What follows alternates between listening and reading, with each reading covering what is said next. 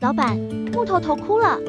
保镖马提亚斯走过来说的一句话，让中国老板小武很是蒙圈。这好好的，咋还哭上了？小武走了过去，瞧着木头头落寞地坐在门口大树那，微垂着头，情绪低落。这状态是相当的不对劲。咋得了 ，Miss Wife？ 想媳妇想到哭，呵，突如其来的暴击。想媳妇想到哭，这叫小武说什么好呢？顾家好男人，这话倒是没错。木头头确实很顾家，但这老爷们大白天的想媳妇想到哭，多少有点矫情。真应了那句，男人有泪不轻弹，只是未到伤心处。想媳妇，你不是买了手机吗？给媳妇打电话不就行了？一问才知道，木头头想媳妇，想孩子，想着媳妇怀着宝宝，还有2月就要生了，有些担心他娘俩。他没在家，万一有个事可怎么得了？同为男士，小武虽不能感同身受，但也能理解他这种心情，只好劝慰着木头头：你在外好好工作，赚钱了，寄给媳妇孩子，他们身上有钱，有事也不慌。道理却是如此，外面的世界日新月异，变化特别快，马赛人的生活也在慢慢跟上时代的脚步。赚钱成了一家子的重头戏，没有钱，孩子如何上学，生病如何就医，甚至没钱就买不起牛羊，没牛连媳妇都娶不上。木头头作为一家之主，这要是任性不上班，回去守着媳妇孩子，家里断了经济来源，反而是百害而无一利。买点好吃的，缓解下心情。走，去买点好吃的，缓解下心情。正好梁保镖的食材也要见底了，木头头心情不好，带他出去买点食材，顺带转转，缓解一下心情。小武递给马提亚斯8万当地币，马提亚斯点了数后，转手就把钱给了木头头。这两马赛人的淳朴，经常在不经意之间流露。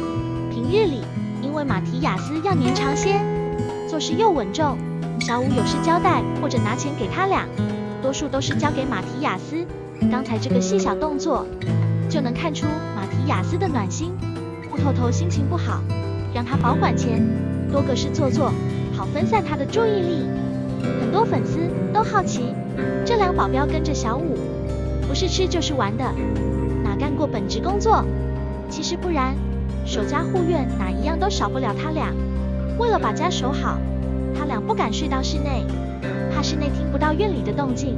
非洲保镖不是007，不需要成天扛着枪激战不停。非洲保镖的工作很多都在细节里。木头头和马提亚斯跟着小武，吃喝只是日常的一小部分。工作干得好，吃点也没啥，就吃能吃多少钱。作为老板，不管生活在哪个国家，道理都是一样。工作干不好，别说带着到处吃，就是多看一眼也嫌烦。能带着吃好喝好，也能侧面说明木头头和马提亚斯工作干得好。外界对于部分非洲人的风评不太好，然而风评也不是空穴来风，无风不起浪，事出总有因。当小武遇上木头头和马提亚斯后，3人也是经过长时间的磨合和相处，才有了今天的彼此真心对待。网友们竟看着小武给木头头和马提亚斯花钱，觉得小武对他俩好到没话说。网友却不知道，木头头和马提亚斯给小武买吃的也是从不吝啬，出门都会主动给小武买雪糕、水、饮料这些零食。马赛人出来做保镖，市面工资1个月约20万当地币，而木头头和马提亚斯含上吃喝，1个月的工资已经超出了60万。为什么高出这么多？那是因为他们值得。他俩跟很多非洲人真的不一样。3人又来到米油铺子，上次买的豆子熬的酱已经吃完了，今天出来打算买点豆子回去继续熬。上次买的黄豆子，这次马提亚斯想换换口味，就去挑了些黑豆。非洲人太喜欢用这种豆子熬酱配手抓饭吃。装了半袋子，老板顺手就甩到大秤上。这次马提亚斯还挑了一点大米，又要了1包50斤的白玉米粉。小武会带他俩出来采购食材，他俩都是紧着主食买，从不买肉，也不主动提起买肉。工资除了必要开支后，别的钱都是全部寄回家。特别会过日子，在这点上，小五都自愧不如。想媳妇就给他打电话，换食材全程都是马提亚斯在弄。木头头像丢魂了似的坐在米油铺子门口，心情依旧低落。看来这趟出门并没有让他缓解心情，还在想着媳妇孩子呢。你给他打电话呀，别心疼钱，电话费我给你交。木头头媳妇没有手机，木头头虽然买了手机，但也不能直接联系上媳妇，只能打给部落的其他人，拜托别人去喊媳妇接电话，给别人添麻烦。木头头有些难为情。再说用别人的手机看媳妇互诉衷肠，木头头作为大老爷们，多少有些抹不开面子。看着这没精打采的木头头，小五干脆决定买了东西就回去，回家就压着他给媳妇打个电话。这都有手机了，还不多给媳妇打电话？那手机买来干什么？三人拎着东西就往家走。一路上，小五调侃起马提亚斯，一问一答太有意思。木头头有几个媳妇？现在只要一个，牛不够多，只能娶一个。马提亚斯无情地出卖着木头头的情报。原来木头头之所以只有一个媳妇，那是因为牛太少。照这逻辑，要是牛多，木头头还打算多娶几个。在马赛部落里，只要牛够多，是允许娶多个媳妇的。小五又打去马提亚斯，问他有几个媳妇。马提亚斯皮得很，笑着说他也只有一个媳妇。等牛够多后，他想再添个媳妇，凑成俩，国情不一样，这是羡慕不来。在两人的嘻哈打笑下，很快就到家了。一到家，放下食物，木头头又坐在了大树底下，那样子真愁人哎。打个电话哪那么矫情？在小五的再三催促下，好不容易才鼓起勇气打了过去，说明来意。对方二话不说就去给他叫媳妇。木头头拿着电话又害羞了起来。小五突然想起他的手机里有木头头媳妇的照片，去年他媳妇来看他时给拍的。小五翻到照片后，把手机递给木头头，睹物思情。身为老板，必须有方法让你看到媳妇。我这图片多，你想媳妇时来找我拿图片。话说，等木头头思绪正常后，他难道不诧异老板存着他媳妇照片的用意？电话那头，媳妇总算来了。木头头一边和媳妇聊着天，一边看着照片，傻了。这一茬想媳妇的事算是完美解决。一锅怪异的爆米花，小五馋爆米花了，搜看教程后，决定去买点材料回来自己做，也顺带教教木头头和马提亚斯。他俩学会了，回部落可以做给孩子们吃。想象很丰富，现实骨干部做了就知道。先去米油铺子买点玉米，回来就开干。三人一到熟悉的米油铺子，就看到店门口排排站的编织袋里装着黄澄澄的玉米粒，就它了，700当地币1斤，折算下来2元1斤，价格还可以。小五打算先买1斤回去练手，这要成功了，再多买些回去蹦，省得浪费。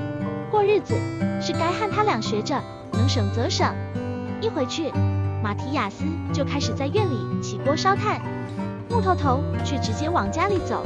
小五也没管他，没想到木头头竟然是去扶起被风吹到的垃圾桶。中国有句老话说懒鬼没眼力劲，扫把到了都不带扶一下。这木头头一回来就发现垃圾桶到了，这就是他性格时闪光的地方。他俩没有多么伟大的地方，但生活细节处处彰显出他俩和别的非洲人真的不一样。上次牛肉没洗，被小五念叨了许久。这次买回来的玉米粒，马提亚斯第一反应就是进锅前先洗洗。这爷们也干脆，一股脑的全倒进锅里，哗哗一通洗，倒水，沥干，备用。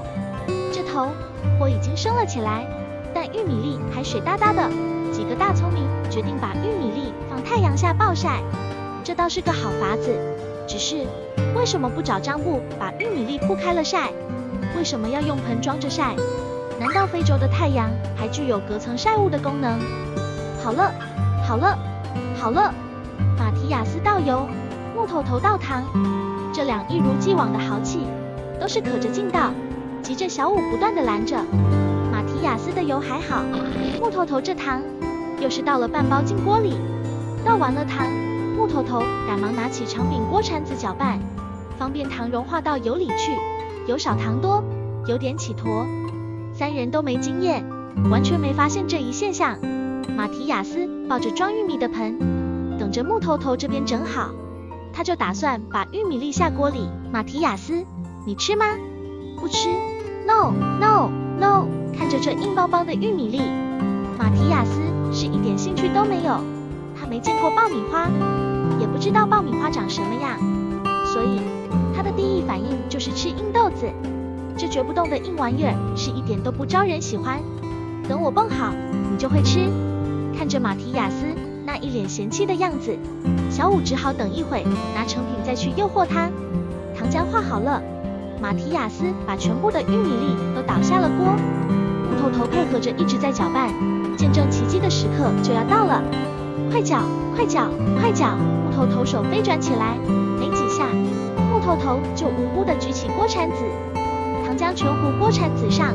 完了，得改菜名，拔丝玉米。木头头只好拿手把糊在锅铲子上的糖浆全扒下来。不太对呀，教程里不是这样教的呀，人家做的怎么不长这样？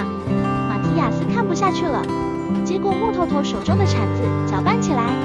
没有意外，糖浆又沾铲子上了。木头头掏出刀子来割，糖浆太烫，只好上刀子。木头头，吃嘛！小五一边逗着两保镖，一边自个乐得不行。这理想和现实的差距太大，哪个环节出了问题？没人知道。此时锅里的糖浆已经熬成了一团一团的，这一经下油锅的玉米有没有被糖浆雨露均沾，只有玉米知道。但看一看锅，貌似旱的旱死，涝的涝死。小五严重怀疑是火太小，温度没够，才爆不起来。也不让木头头再搅拌，直接拿起刚才装玉米粒去暴晒的盆当锅盖，盖到了锅上。木头头打算端起锅来摇晃，帮助玉米粒开花。在三人的齐心协力下，玉米粒总算完成了下油锅的煎熬。木头头准备起锅，既然小五馋爆米花，那第一口一定让他先尝尝。木头头幸灾乐祸地端着黑漆漆的一锅朝小五走去。老板，你吃？看，就说两保镖对小五好吧，这种难得的黑暗料理必须让小五先尝尝。小五看着这一锅不仅没一颗开花，还被烧得黑不溜秋的玉米粒，他是一点食欲都没有，赶忙拒绝。这玩意吃下去，不中毒也得胃抽抽，保命要紧。木头头腹黑前直开启，当着小五的面来回晃荡着锅，锅里的玉米粒团结了，一动不动地抱成团，下地狱凑成堆，省得路上寂寞。爆米花变得了小黑球，小五只好宣告失败，我绝不甘心，今晚继续深造深造，明天再做。小五不知道，他从第一步就错了，不是所有的玉米粒都可以做成爆米花，原材料没整对，自然爆不出花。做一次爆米花，让小五遭到了网友的集体逗乐，还有网友笑他，你真行，把非洲狮盘成猫，把猎狗训成哈士奇的马赛勇士，被你拉去当厨子，跟着你做爆米花，这是拿狮子当 Hello Kitty 的节奏呀。做个小零食，图个乐呵，做好了就吃，没做好就笑笑，生活如此，惬意呢。